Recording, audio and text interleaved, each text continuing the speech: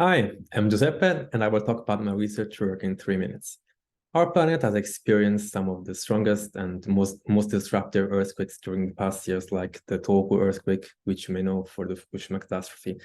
And the spatial distribution of those big guys is not random in space. Actually, they occur in subduction zones.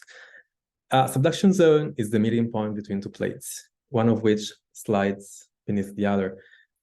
But at the interface between the two, the sliding is more difficult because of the friction. And so here stress is accumulating and it is released eventually as earthquakes. Unfortunately, we don't have any sensors at depth. So we can just infer this behavior based on the ground movement.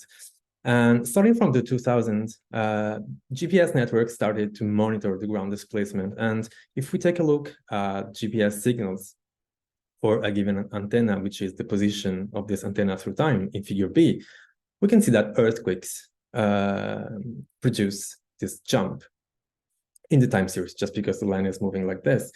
But if we dive into this data, like in figure C, we see some sort of like displacement, but we don't see any jump in it. So what's this? This is a slow earthquake. So slow earthquakes, like earthquakes, originate from sliding faults, but unlike them, they don't produce any shaking and can last from days to years. But why are we interested in this? I told you that earthquakes are linked to friction, and it seems that slow earthquakes can modify this frictional state.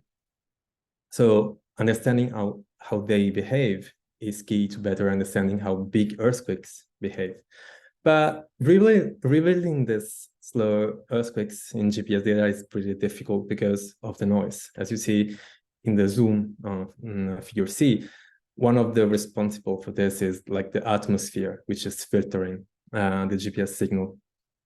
And so here I am, I'm using machine learning techniques to first making this slow deformation information more usable, and then to better characterize slow earthquakes, like estimating the magnitude, the location, and the main goal is to better understand how big earthquakes behave, and who knows, to predict them.